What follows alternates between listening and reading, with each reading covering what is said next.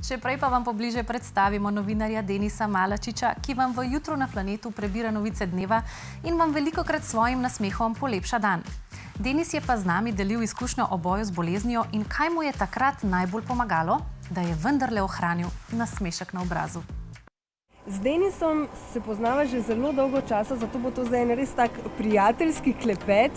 Predvsem Denisa poznam, kakšen je bil pred svojo boleznijo in pa zdaj.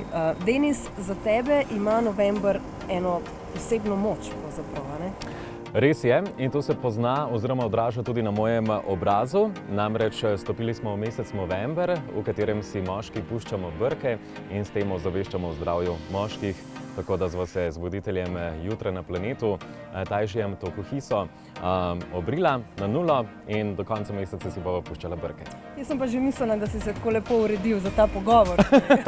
Tudi, mislim, da me nikoli nisi videla popolnoma obritega. Ne, verjetno res ne, ampak ne glede na to, da je to ta mesec, ko si moški, nekateri seveda v znaku zaveščanja puščate brke, je pa ta mesec za tebe pomemben tudi zaradi tega, ker si sam šel čez to zahrbtno, lahko rečeva, boleznijo, ne? Tako je. Rak mot me je doletel pred 3 leti, pri mojih 30 letih. Takrat sem se tudi odločil, kombiniral sem 2 službi, delal na radiju, kjer sva bila sodelavca, da preneham z eno službo, ker sem vedel, da enostavno ne morem kombinirati obojega. Si pustil televizijo in pristal najprej na polikliniki, kjer so ugotovili, da imam tumor. Že čez nekaj dni sem bil v bolnišnici, kjer so me operirali, že čez en teden pa na onkološkem, kjer me je čakalo nadaljnjih 8 mesecev zdravljenja. Denis danes in Denis pred boleznijo je drugačen. A to pomeni, da si zdaj nekoliko bolj našel svoj notranji mir? Vsekakor. Kar se tiče zdravljenja, je zanimivo to, da so mi zdravniki, pa tudi medicinske sestre na onkološkem mnogokrat govorili, boš videl nekega dne, ko bo to za tabo, boš hvaležen za to izkušnjo. Seveda jim takrat nisem verjel, oziroma sem se spraševal, kako mi lahko to rečejo, če sem tukaj z rakom, priklopljen na cevke, kemoterapiji in vse to. Ampak ja, za razliko od prej mnogo bolj cenim svoj mir, se pravi po delu, ki ga opravljam čez dan, sem najraje popoldan sam, da imam svoj mir, da ni nekega šundra zraven pa vse. To pomeni, da si mogoče takrat tudi spoznal, kdo je pravi prijatelj in kdo ni? Ja, se mi zdi, da vsak, ki ga je doletela kakšna daljša oziroma težja diagnoza, da lahko to potrdi. Nekateri ljudje, s katerimi smo se družili pred diagnozo, me še recimo danes niso kontaktirali. Tudi srečal sem v obdobju po zdravljenju določene osebe, ki so mi povedali, da sploh niso vedele, kako naj me kontaktirajo, niso vedele, kako pristopiti zdaj do nekoga, ki je zbolel za rakom, niti niso vedele, kaj povedati. In seveda te to prizadene, zaradi tega, ker ti ljudje na neki točki oziroma na nek način predstavljajo ljudi, ki so ti blizu, s katerimi se družiš, ki jim zaupaš, potem pa jih kar nenadoma več ni. Ampak vsak pri sebi predela in sploh tekom 8 mesecev v bolnišnici mislim, da sem imel več kot dovolj časa, da sem tudi to sam predelal pri sebi, ugotovil, da ne smem preveč pričakovati od drugih in da je življenje pač takšno, kot je.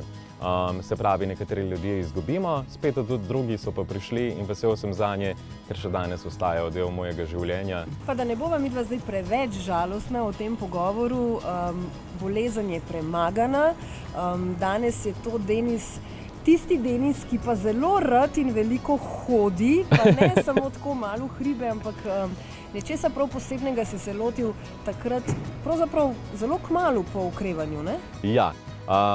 Zdravljenjem sem končal maja, meseca avgusta sem se pa podal na Camino, ki je moja velika želja, se pravi španska Jakobova pot, ena oziroma najbolj znana romarska pot dejansko. In na njej prehodil 400 km od Porta do Santiaga in naprej do Fistere, to je rt ob koncu sveta. In želel sem si ga 7 let. Vsako leto sem razmišljal o njem, zdaj pa grem, zdaj pa grem, zdaj pa grem, ampak potem po raku je pa bila res odločitev, da zdaj pa moram iti. Šel sem prvič sam in moram povedati, da vsak dan sem se jokal od vseh emocij, še zdaj mi gre na jok. Krasno je bilo, v bistvu nekaj najlepšega in ko si tam, ko veš, da je zdravljenje za tabo, ko daš nekaj tako težkega za sabo čez, In ko premaguješ 30 km na dan, ko spoznaš ljudi iz celega sveta, ki so tam vsak za svojim namenom, se zgodi nekaj najlepšega. Prepletajo se fantastične energije in te ti pokažejo zares tisto čar celotnega življenja, ki je zares pomembno in vredno. Denis, ko ravno govoriva o tem, da nekateri ljudje odpadejo in pridejo novi, ima pa tudi tale knjiga Hvala življenje eno prav posebno v bistvu sporočilo, oziroma to je živ dokaz tega, da nekdo na novo pride v tvoje življenje, ne? Ko sem se vrnil, me je moja znanka obvestila, da bi njena prijateljica me zelo rada spoznala, da so ji bili všeč moji zapisi z potepanja. In potem res čez nekaj časa sva se dobila. Na začetku sem bil sicer tisto, joj, pa ravno sem nazaj, ne bi zdaj se dobival z nekimi neznanimi ljudmi, pa mi je rekla, ja, pa res. Ne bo ti žal, je rekla Mojca, da ti je naredila res lepo presenečenje in potem sva se dobila s Patricijo nekega nedeljskega večera, ko sem se vrnil v Ljubljano. In se usedava, spoznava in mi reče, ja, da je rada pač brala te moje zapise in tako reče, veš, rekel si, da boš napisal knjigo, ampak ta se je napisala v bistvu kar sama in potegnila iz torbe 2 verziji te knjige, eno je obdržala sama, z eno me je pa presenetila in pač poklonila to kot hvaležnost za to, da sem lahko z njo delil svoje občutke in misli. Čakaj, tole je zdaj kar taka nazorna fotografija. Kaj ste pa delali tlele? Ja, moja velika težava je bila ta, da nisem upošteval osnovnega prvega nasveta, ko greš na neko dolgo pot pešačit. In to je ta, da prideš tja seveda v znucenih čevljih, ne v novih pohodnih.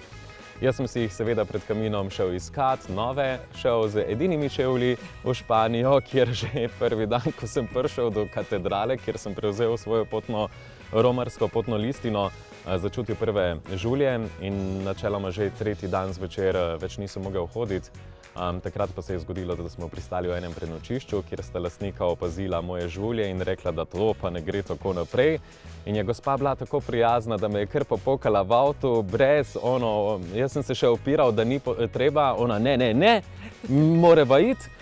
In sva šla do lekarne, kupila stvari, prišla nazaj in potem njen mož, ki je bil med drugim policist, me je oskrbel, da sem lahko čez 4 dni spet obul svoje pohodne čevlje, mes pa hodil v bistvu v sandalih. Naj bo pa morda samo še najin pogovor kot en opomnik za vse prave moške na drugi strani. Zakaj sem rekla prave moške? Zato, ker naj vam ne bo nerodno in če je potrebno, pojdite zdravniku pravočasno. Predvsem pa ne skrivajmo svojih čustev in poskrbimo za samo pregledovanje, kajti že zgolj 30 sekund nam lahko reši zares velike probleme v življenju. Hvala, Denis. Hvala, Eva.